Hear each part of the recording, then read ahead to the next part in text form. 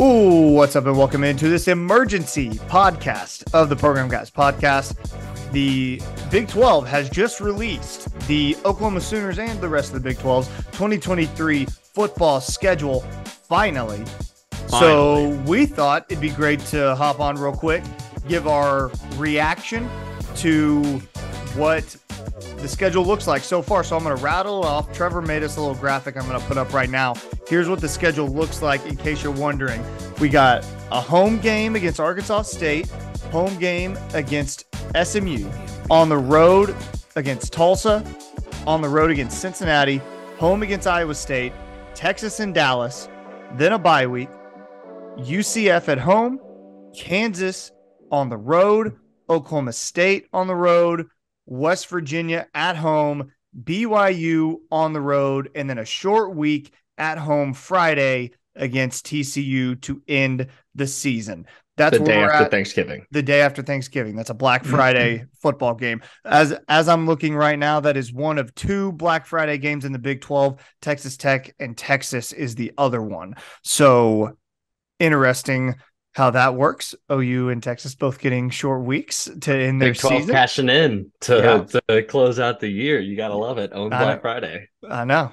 So boys, just opening thoughts, what we see out of this schedule. I know I'm not asking us to do a deep dive or tell me how many wins you see on the schedule yet. We'll do that tomorrow, I guess. But what do you think of the schedule as it stands right now, just for the Sooners? We'll move on to the Big 12 as a whole in a little bit. Sure. Call me Ryan Tyson because I'm going to go first. I think Cincinnati I'm glad that it's as early as it is because, one, you get a short away game the week before to kind of get the guys a little used to travel, right? That'll be the first away game against Tulsa on September 16th. A week later, we're at Cincinnati. I think, one, that's a good time to get them early in the year. Two, we haven't really traveled very far yet. So any kind of jet lag is brand new from that trip. And I also like the bye week being where it is after the Texas game. I think that all things considered, schedule's not that bad for us this year. Yep. Pat? Yeah, very interesting. Obviously, with the four new teams coming in, we are playing 3 out of the 4 new teams. So we are going to play BYU, UCF, and Cincinnati. So no Houston on the schedule. But that also means with those new teams coming in, we're omitting some of the teams that we used to play for years, right? No Baylor and no Texas Tech, which are teams that we usually face towards the end of the year and usually pretty good teams. So very interesting to see. I wonder why it took so long to get the schedule out. We were literally the last conference to do so, but really interesting to me. I know Mark just hit on it. We go to Texas, or we have it in Dallas.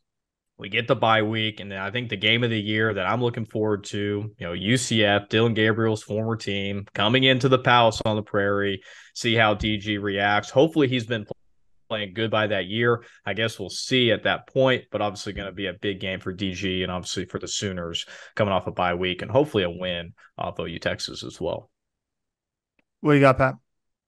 Yeah, I know we're not supposed to give out any initial record thoughts here, but I'm going to because I'll sleep on it. I'll give you maybe a different record prediction tomorrow. I'm going to go love with 12. it. So then you'll have 2 on the record picks. Two on the record. Yeah, okay, good. All right. My initial reaction, this is another 12-0 season for the Oklahoma Sooners. This is perfect. Incredible. The way they set this lineup up.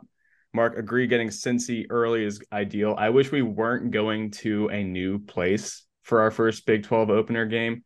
However, like I said, I'm not afraid of any of these teams coming into the Big 12. They're not good teams. They're not top 25 teams. I think the Sooners will be able to beat all these new teams coming in. And that was my initial thoughts. 12-0 season for the Sooners. I'm very surprised that OU is going to see 3 of the new conference members this season. 2 felt like a comfortable number because to Matt's point about not seeing Kansas State and not seeing Baylor, teams that you see every year, to have them replaced by, a UCF game that's going to be circled for a lot of people because of Dylan Gabriel, welcoming them into Norman on October 21st. Sorry, I wanted to get that date right. But yeah, seeing Cincinnati on the road in Cincinnati to start the conference play. That's your first conference game. That's exciting.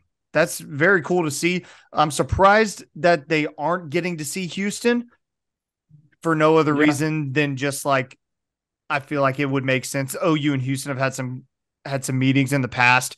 Feel like you would get to see those two teams match up again. But all in all, I think it's a very I hesitate to say this because I know to Matt's point, we gave OU a lot of credit last year and everybody thought they were going to win a lot of games, but it looks very favorable on the schedule when you look at it from a bird's eye view.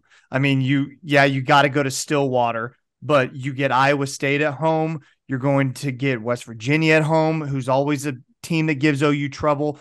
And then you're going to have TCU, the defending, national championship runner up at home to finish the season. Granted, on a short week, regardless, it looks favorable to me. I like starting off the season with 2 home games with Arkansas State and SMU. That SMU game is going to be tough. I think that SMU team is going to give OU a little bit of trouble, but that game in Tulsa week 3 is a home game. Right. The stadium holds 30,000 people and 25,000 will be OU fans.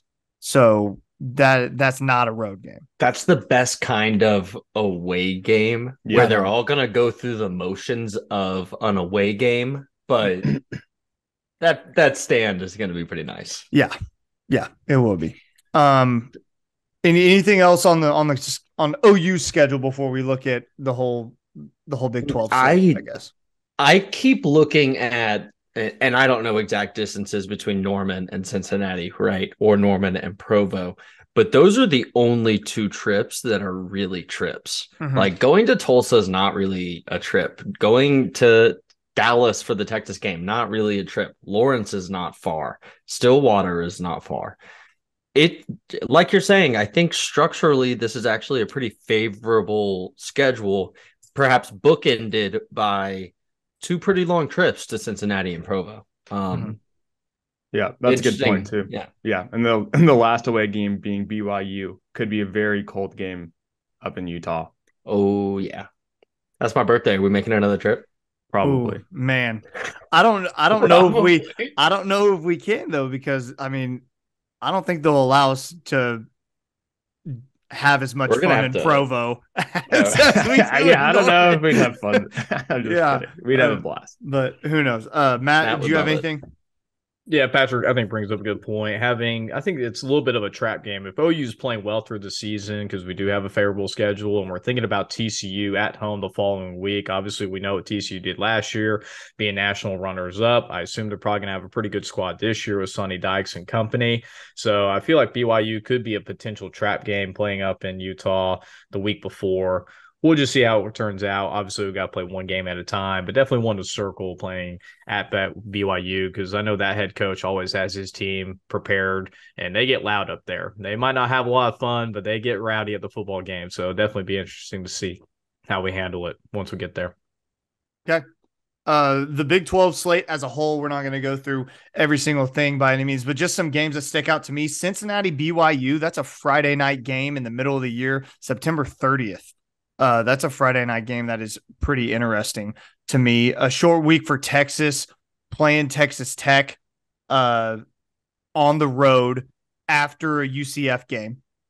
So Texas plays UCF in Austin, and then 6 days later plays in Lubbock to end their season. That's interesting. Speaking on Texas real fast, they're in Longhorn Killer Lawrence, Kansas the week before they're in Dallas against us. That's a deadly road trip for them. Wonder if that's a trap game for No. I got Texas at home against Kansas. Texas at home against Kansas. They're home. Man, they're I'm looking Austin. at this wrong. You're okay. You're okay. My mistake, everybody. You're good. So Texas is home against Kansas, but they lost the last time they were at home against Kansas. Just in case people don't remember that.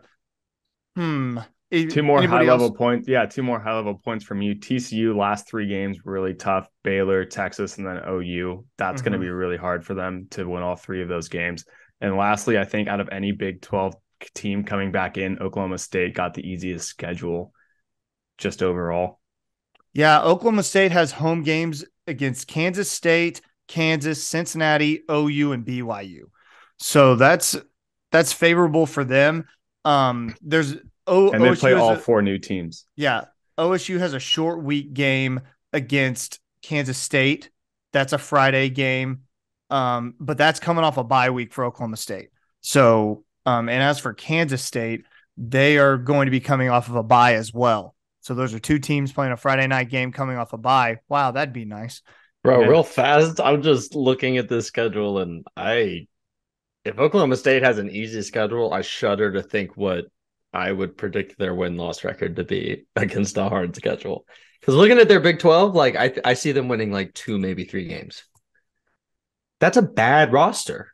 Oh, it is. Mike Oklahoma Gundy's State's least bad. talented roster he's ever had, and I can't wait to see them lose even more than I'm saying. So TCU, I'm curious. The darlings of the college football world, they open their year welcoming Coach Prime from Colorado at They're gonna home. lose Awesome. that one. That's They- an awesome game. They have no, they they're gonna have rock their- Colorado. Yeah, they'll probably rock them. And then they have, when Big 12 play starts, they're on the road for Houston, home against West Virginia, home against BYU, a Thursday night game against Texas Tech, on the road against Kansas State, home Baylor, home Texas.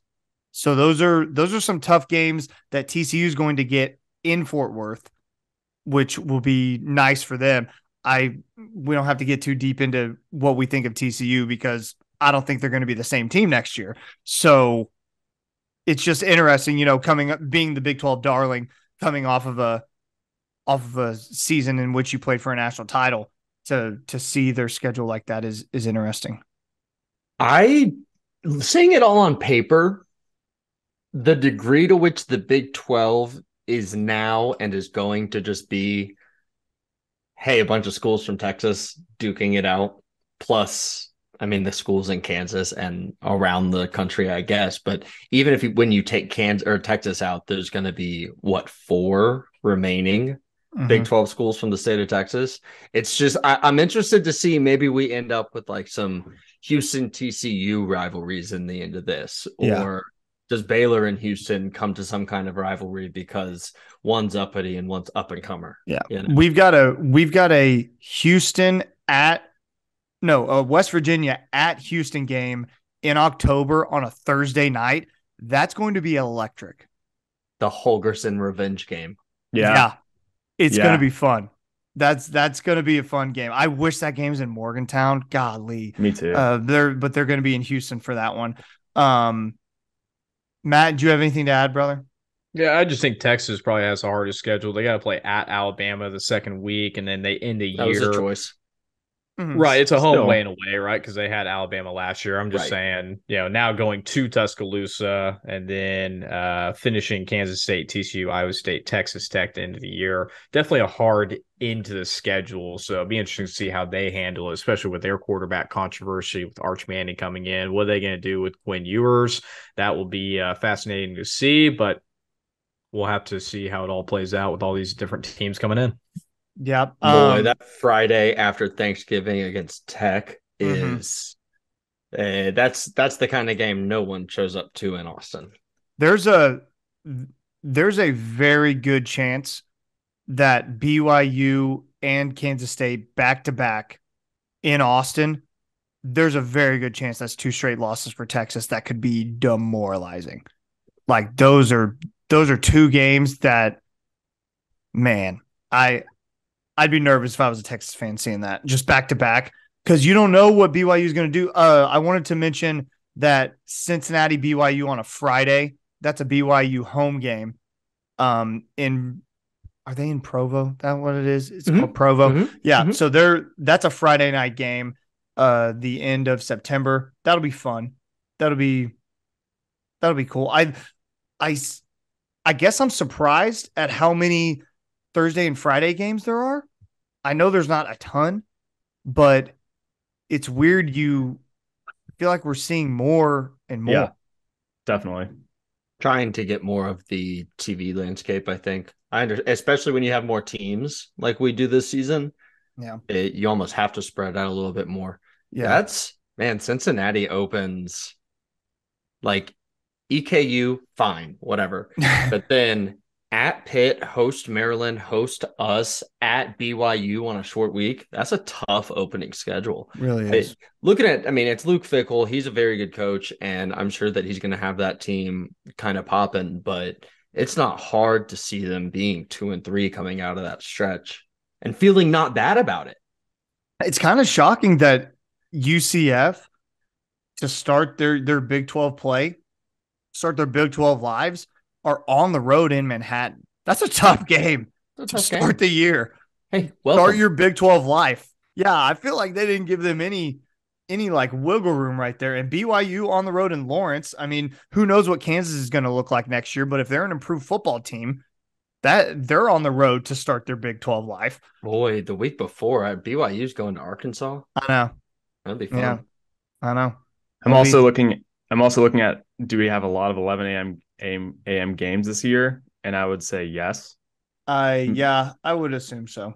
And even home games like UCF might be at night and TCU might be at night. I don't see West Virginia and Iowa State being later in the day. Yeah. And Mark, just not to be Luke Fickell at Wisconsin now. Scott Shatterfield taking over for Cincinnati. Oh crap! Right. Yeah, no. Yep. My total mistake. Yeah, so I think Cincinnati will definitely be in a head coach transition. Luke Fickell, great head coach, probably going to do great things with Wisconsin. So Cincinnati team's probably not going to be the teams the last few years that they've had. Yeah, that's right, because Satterfield left Louisville, Louisville to come over. That's interesting, kind of lateral move.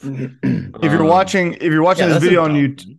If you're watching this video on YouTube, be sure to comment down below. Let us know what you're most looking forward to out of the 2023 schedule for OU, or if it's another school, another game that you think might be tough for OU or any other team. We love reading your comments, seeing what you guys have to say. Anybody else, anything else on the schedule before we kind of get out of here? Nothing from my end, but make sure to tune in tomorrow. We are going to give records. We're going to give out who wins losses throughout the year. We'll give some win-losses. Maybe we'll learn something from last year, maybe take a step two or back, but we'll see what the boys end up going with for their win-loss. I know Patrick gave his. We'll see what he says tomorrow after a good night's rest. I already kind of tweeted out mine, so I don't know. We'll see, though. 11-1. Exactly. Be sure to follow us on Twitter at Program Guyz with a Z, Instagram Program Guyz with a Z, our Facebook page Program Guyz Podcast. However you get your podcast, that you can find us on Spotify, Apple Podcasts, Google Podcasts, all that stuff. Be sure to like, subscribe to our YouTube channel because that's where you're watching this right now. Subscribe. You cost $0 and helps us out more than you know. We appreciate it so much. Thank you for tuning into this emergency pod. That's going to do it. Pat, take us out. Keep pushing it, baby.